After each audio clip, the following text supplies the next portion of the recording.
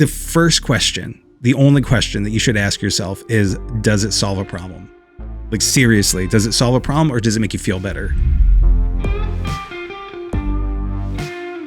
Hey, welcome back to the Dave Grenier podcast. Today, we're going to talk about gear and why you should stop buying it. Don't buy it. No, stop it. You don't need it. You don't need it. Okay? Stop it. Welcome back. This has been a long time since I've made a podcast, and thank you for those that have been asking about it. It's been a busy year and some family stuff. I got burnt out the previous year with trying to do way too much between doing my own business and trying to do some YouTube stuff and trying to figure out my path in like which way do I go? You know, so do I focus more on the photo video side of things? Do I do more of the overall creator supportive? You know, like I've been there, let's, dip your toe in that creative waters kind of stuff. And I think I found my path because over the last year, I've kind of figured out, I've really cut my teeth on a lot of like professional podcasting things and other video related stuff. Anyway, I've gotten some clients, gotten quite a bit of work, and I feel like the space that I have not seen so much of is the accessible professional, I guess. There are some people out there in the YouTube sphere or the podcast sphere that have done a pretty good job with being like, these are practical things and it's not so YouTubery, if you will, or just podcasty. And I feel like what I can provide is more so meaningful input for things that I'm not really seeing so much of.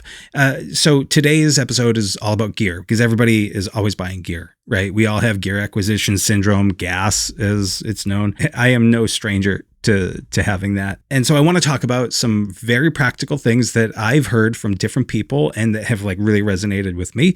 And so that's what we're going to talk about. So do you need the gear? It's the first question. The only question that you should ask yourself is, does it solve a problem? Like, seriously, does it solve a problem or does it make you feel better? Once I started asking, does that solve a problem? That cut off like 99% of the stuff that I was looking for. Do I need a new camera? I don't know. Does it solve a problem or do I just feel like it's going to solve a problem? Now, a perfect case in point for this is the Canon R6 Mark II. I had been looking at that for a very long time. I was shooting with the R, just the flat standard R, which was close to 10 years ago, maybe when that came out. And it's wonderful. It's a beast of a camera. It's really good. But when it comes to high-end video, there's a few things from a professional grade that were missing for me. There was lots of niceties with the R6 Mark II. Two things that like really made a big difference for me. Number one is dual SD card slots. If you're in the professional world and like taking it super seriously, not just like entering, but like you're being known for this kind of stuff and you're getting clients and people are referring you, it's really important to me to have the safety and security of having, when I hit record or if I take a photo, it's writing to two cards at the same time. So if the SD card slot, whether it's the slot or the SD card itself, if that fails, I still have a backup of it. Chances are both aren't going to go corrupt in that one setting, right? If you do, that's just, you're running into issues, bigger issues. For me, I had reached a level where I felt that I needed that because I was getting paid real money, like good money for these shoots. And part of being a professional is making sure that your clients don't have to worry that you have it. You have it covered. Whatever it is, you have it covered. So that was one of the reasons why I got the R6 Mark II. The other thing was record time. On the R, you have a maximum of 30 minutes that you can record. And so that was running into an issue. I was creative for a long time with figuring out little creative solutions, like using a cam link to record on my computer. So it's not actually recording internally, but that's not always feasible. There's times where there's like a run and gun situation. In this case, there was a specific job that I needed to record for about 45 minutes at a time. And I was walking around. I was taking interview stuff. And it was like moving interviews. And so I had to, there was no choice, but I built that into the budget. I didn't charge the client 100% of the cost for the camera, but that was something that I had built into it. And that's something that we'll end up talking about later on, is not in this episode, but how to do your budgets and kind of best practices for contracts. And I'm not going to say legal advice because I'm not a lawyer, but some pitfalls that I've seen and some conversations that I've had with professionals on how to kind of mitigate any potential issues in the future. So if you do decide that you need to buy something, the next question is, what do you buy? My recommendation, and this is something that is not just me, I'm not the only one saying this, get the minimum that you can get. And then if you wear that out, then upgrade. And so the reason behind that is it kind of keeps you from sabotaging yourself. Again, not buying the stuff you don't need, because are you really going to use it that much? You might feel in the moment like, yeah, I need this. This is going to solve the problem. I need that gimbal. That's going to solve the problem. Well, do you need the $10,000 gimbal, or will the $500 gimbal work for you?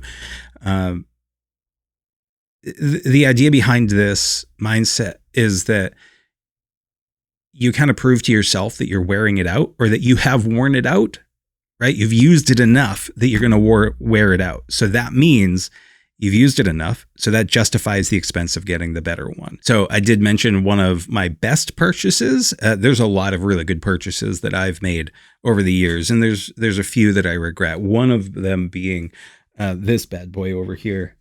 This is for those that are just listening, I'm holding up the Ronin-S, the DJI Ronin-S. It's a big gimbal. It's a great gimbal. I really thought I was going to use it more. But even in the professional sense, it's so, for what I'm doing, it's so situational. There's so many times where I have just developed the ability for myself to be a tripod and for me to have a bit of a ninja walk. And like, how can I just take my camera and just move it the way that I need and do subtle movements, rather than having to balance this thing, set this up for maybe a few shots, or maybe it's a full day of shots. If it's a full day of shots, that makes a little bit more sense. But I personally often need the ability to move around quickly.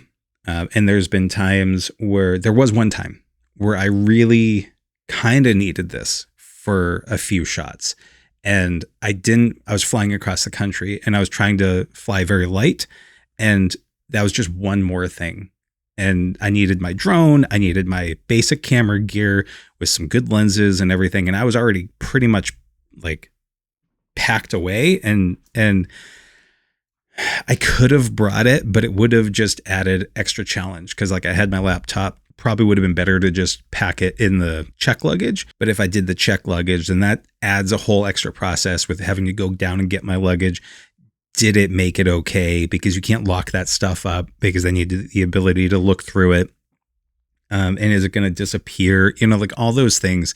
And so I didn't bring it. And I wish that I had it while I was out there. When I came back and I was editing the footage, the shots that I had were okay. They were fine. They did the job, but it would have been easier if I had that. Like me, from like a pride and a post-production side of things, be like, yeah, that's sick. That's a sick shot. That's buttery. That's smooth. That's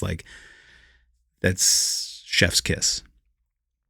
And the client never knew, but that's one of the things. Is the client ever going to know, or is it just mostly for you? And so that was probably one of my biggest regrets. I think that cost me about $400. And back in the day when I bought that, it was relatively new. I don't remember exactly when it was, but I was watching YouTube a lot, and all the YouTubers had it. And yeah. And I got it for a couple different jobs. I was working on a job in particular at the time, and I didn't know what I was doing. And so it was slowing me down. I had done some testing before going on site, but with a gimbal, there's a whole balancing thing that's so complex. And if you're only running with one camera, then, it's like, okay, I got to take these photos. I got to take this video and whatnot. Okay, let me put it out. And I'm on a construction site and I'm trying to, anyway, that's something that I still to this day have barely used. And that's 10 years ago or whenever it came out. So that's one of my biggest regrets as far as purchases go. Things that I don't regret at all: buying subscriptions that I need for my clients.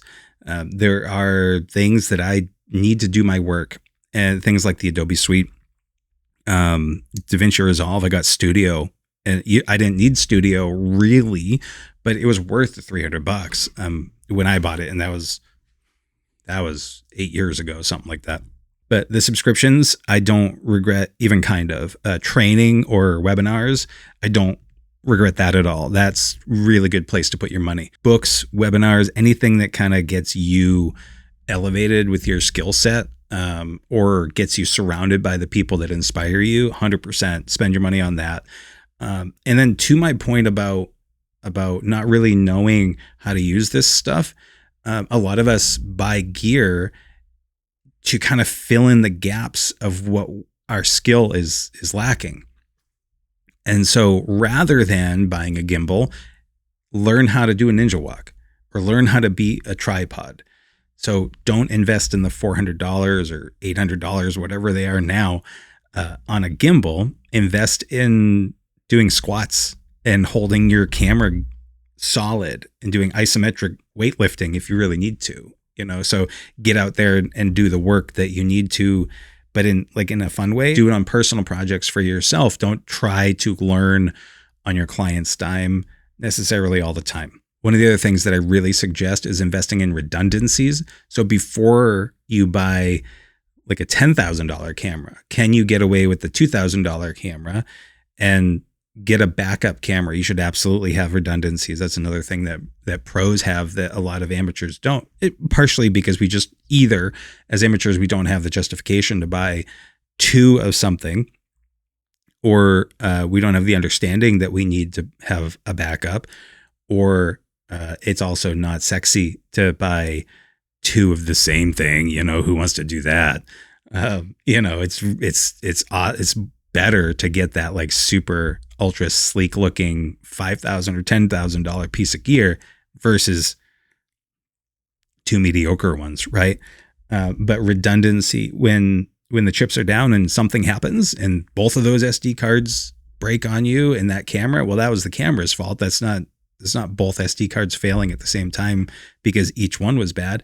So you need to be able to whip out your other camera to do the job. But anyway, so that's my biggest advice is before you buy gear, and I know it's tempting, ask yourself, does it solve a problem?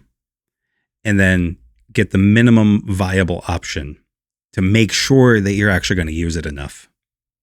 And that's it. What you can expect from me, from this channel going forward for this year, is content to help ease the learning curve and pain of becoming a pro. So like I said, things like gear that helps solve the problems, software that I have found to be very useful with my clients and what my clients have been asking for, client relations, pricing, that kind of stuff. And so if you have any questions, feel free to reach out, or if you're on YouTube, mention it in the comments. But until next time, be good to each other.